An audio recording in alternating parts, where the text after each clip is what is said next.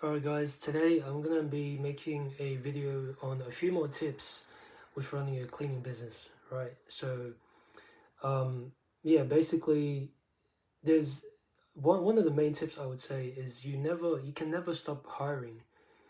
Even if you hire someone who's a good cleaner, you have to keep hiring and hiring because you never know when the cleaner is gonna leave. That's just the reality of the business. The turnover rates are crazy. People are gonna stay for maybe like 1 month, 2 months, and then they're gone. So you always have to be hiring. It's just something you have to do. Another tip is always analyze and always kind of track your profits. Track when you notice that things are not going well. For example, recently I had a complaint from for a cleaner who who has never gotten who has rarely gotten a complaint like ever. One of my best cleaners. So I at that moment I had to kind of look at the situation and try to understand why that happened because they've never gotten a complaint before. So all of a sudden they're getting a complaint. What's the issue? Could they be having a bad day? Could it be the customers has some type of super high expectations? I don't know. So those are things I look at. Um, and yeah, overall, I just always try to analyze when things have changed, or if I change something, for example, when I used to charge hourly rates, now I charge fixed rates. When I changed from hourly rates to fixed rates, I would analyze and see if there's any changes, right? Also things like if I change the pricing, some customers didn't like it, some customers liked it. So I'm always analyzing, looking at all these different things and seeing whatever is best, whatever works best, right? Even when I hire new employees, I look at their background, this because there's so many different factors. So that's something that is very important is to go through all these different factors. For example, when I hire, I don't just see, okay, they have experience, this and that. I usually go for female cleaners.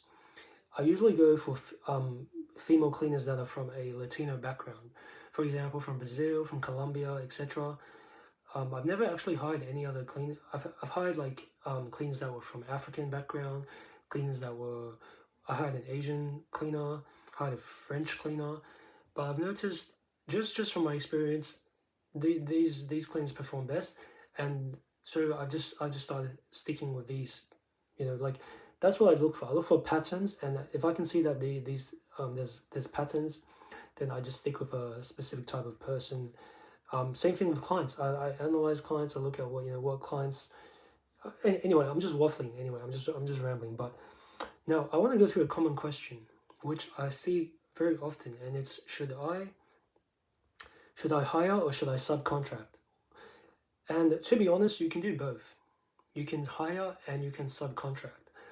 But what I would say is there's a bit more risk involved with hiring because if you're hiring, you actually have to cover your employees, even if they don't do a good job. Even if they don't do a perfect job, you still have to cover their pay. So that's something that I say is riskier because you pretty much are responsible for your staff members. If you subcontract, they have their own insurance, they have their own what's it called, the ABN, the GST, whatever. If you're in America, they probably have insurance, right? So they can cover themselves. But if you hire, it's a slightly more riskier, but you do make. I would say you probably make more profit if you hire um, directly versus subcontracting. Okay, but all in all, it's still the same thing. You still have to test different subcontractors just like you would test employees. You still have to test, like I said, subcontractors versus employees, and you still have to work out how to like schedule jobs for subcontractors and employees. So it's like, what's the difference? Honestly, what's the difference? The only difference I would say is you don't have to worry so much about getting equipment and stuff like that. But yeah, it's pretty much the same thing, to be honest. Um, Good thing with subcontractors is they're usually very specialized. So you can get subcontractors for construction jobs. You can get subcontractors for what else? Like, yeah, construction jobs, end of lease jobs. I mean, you can hire for the end of lease jobs too, but it's just a bit more complicated, right? Because in terms of logistics for end of lease, what is it like? You need at least 2-3 people. You need to schedule these 2-3 people within a similar location. You need to train them on end of lease.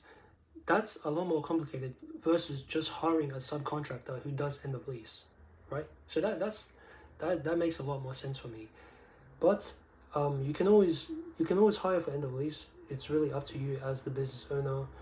Honestly, this video is just me kind of reflecting on all the mistakes that I've made and my journey so far, and pretty much just updating everyone on how everything's going, and what I've learned. Hopefully these tips are helpful. If they're helpful, let me know. And if you have any questions, you can let me know as well.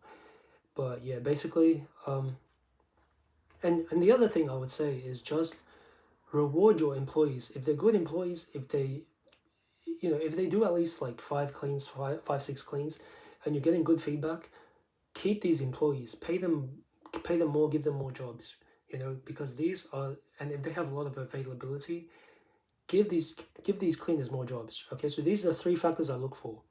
Because here's something I realized: your cleaning business is pretty much a platform. Your cleaning business is like Airbnb. Okay, Airbnb or Uber, whatever platform you think of, they always reward the people that bring most value to the business. So what does value look like for your employees? Well, number one, good quality, right? Good attention to detail. That's number one. Number two is speed. They can complete the cleans within the time frame that's given to them.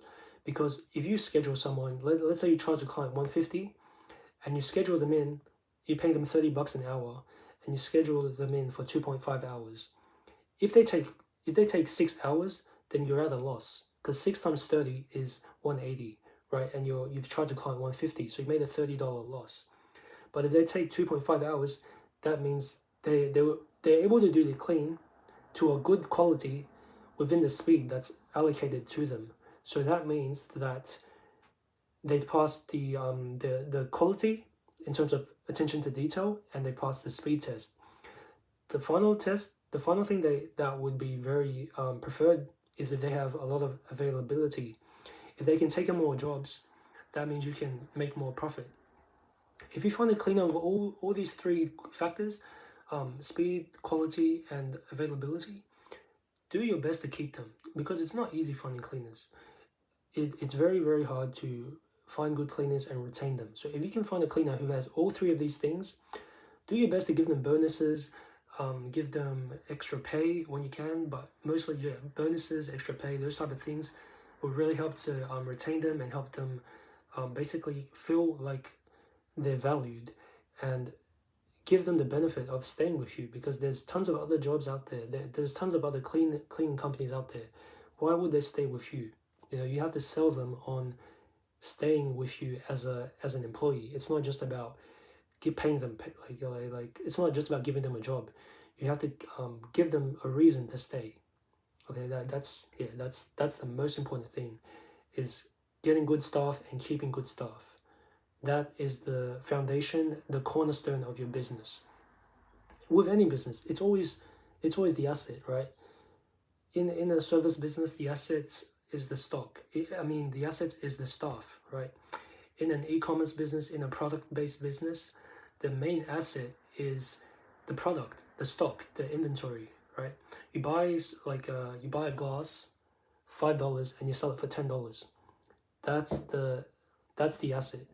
In the case of cleaning businesses, just because you hire a cleaner doesn't mean that you can charge a client and make a profit off them. Just because you find someone who can do cleaning doesn't mean that you can charge a profit. You have to find good cleaners, because having good cleaners means that the client feels like they're getting more value than what they pay for. So if they feel like they're getting more value than what they pay for, then they're willing to pay more, and that's how you make more profit, right? So that's what you do. You find good staff. They are the foundation. Like people think you need to have the best vacuum cleaner, the best mop, the best chemicals. These things these things. I'm not saying these things aren't important, but overall the main thing is having good cleaners.